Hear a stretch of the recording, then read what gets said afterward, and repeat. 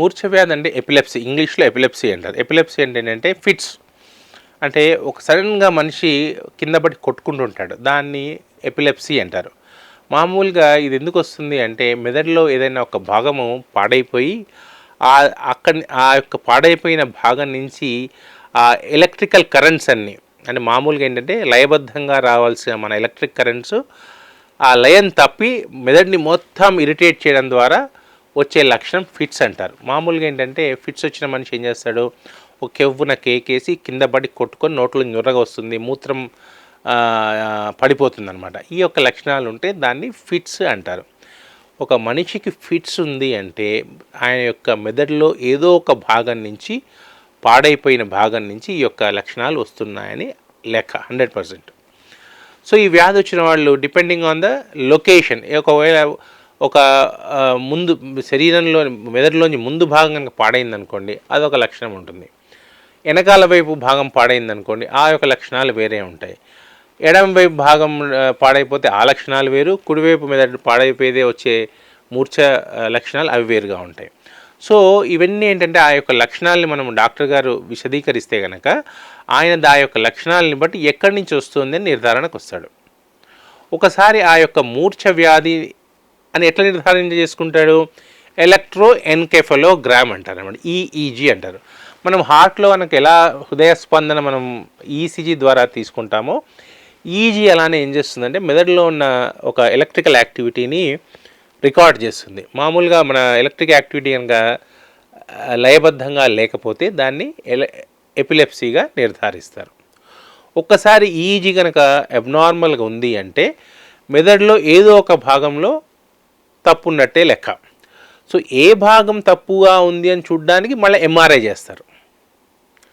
So MRI చేయడం ద్వారా మనకు లోపల ట్యూమర్ ఉందా, ఒక మచ్చ ఉందా, లేకపోతే మన వేరే రకమైన ఇన్సల్ట్స్ ఏమైనా ఉన్నాయా, హైపాక్సిక్ ఇంజురీ ఏమైనా ఉందా అని తెలుస్తుంది. సో దాన్ని ఏం చేస్తాం, ఒకసారి మనకు ఎంఆర్ఐ ఎవిడెన్స్ ఉంది, ఈజీ ఎవిడెన్స్ ఉంది, అట్లనే పేషెంట్ యొక్క లక్షణాలు, ఈ 3 ఎవిడెన్స్లు మన దగ్గర ఉంటే దాన్ని ఎపిలెప్సీగా మనం నిర్ధారించుకుంటాం.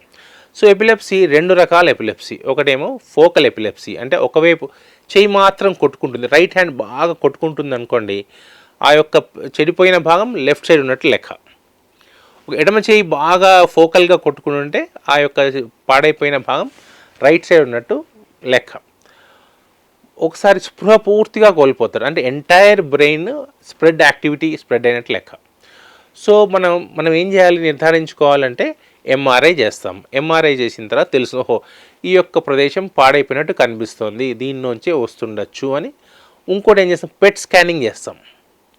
సో ఆ స్కానింగ్ చేస్తే ఏంటంటే ఆ యొక్క భాగం కనుక నిజంగా కనుక ఒక ఎపిలెప్సీ కనుక ప్రొడ్యూస్ చేస్తూ ఉంటే అదొక తెల్లగా కనిపిస్తుంది అనమాట. సో ఎంఆర్ఐ, ఈజీ, పెట్, ఈ 3 కనుక ఒక భాగాన్ని కనుక మనకు సూచిస్తే అది దాన్ని ఎపిలెప్టోజెనిక్ ఫోకస్ అంటారు. అంటే ఎపిలెప్సీ కలగజేసే ఒక ప్రదేశము మెదడులో. అది 2 రకాలు ఉంటాయి. ఒకటి ఏంటంటే తేలిగ్గా ఆపరేషన్ చేసి తీసే ప్రదేశం. సో ఆపరేషన్ చేసి తీసేసి ద్వారా ఆ యొక్క సమస్య సాధ్యమైనంత తగ్గించే అవకాశం ఉంది. ఒకవేళ ఆపరేషన్ చేసి తీయలేమనుకోండి దాన్ని ఇంట్రాక్టబుల్ ఎపిలెప్సీ అంటారు. ఇంకా మందులు కంటిన్యూస్గా జీవితాంతం వాడాల్సి వస్తుంది. దీన్ని యాంటీ ఎపిలెప్టిక్ మెడికేషన్ అంటారు. అన్ని ఎపిలెప్సీలకు ఆపరేషన్ ద్వారా సమాధానం ఉండదు. ఫస్ట్ ఏం చేస్తారంటే ఎపిలెప్సీని కంట్రోల్ చేయడానికి మందులు పెడతారు, యాంటీ ఎపిలెప్టిక్ మెడికేషన్. ఫినోబార్బిటాన్ కానీ, ఫినైఫెంటాయిన్ సోడియం కానీ, వాల్ప్రోయిక్ యాసిడ్ కానీ, కార్బోమజిన్, చాలా మందులు ఉన్నాయన్నమాట. ఈ మందులు పెట్టి తగ్గించడానికి ప్రయత్నం చేస్తారు. ఉదాహరణకు 2 సంవత్సరాలు గనక మందులతో కనుక తగ్గించలేకపోతే దాన్ని ఇంట్రాక్టబుల్ ఎపిలెప్సీ అంటారు. అంటే భరించశక్యంగాని ఎపిలెప్సీ అని అర్థం. వాళ్ళు they are the surgical candidates. Then operative workup start అవుతుందన్నమాట.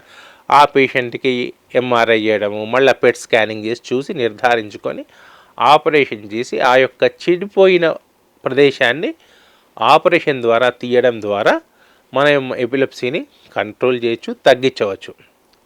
ఇది ఇన్ నట్షెల్ ఎపిలెప్సీ గురించిన కథ.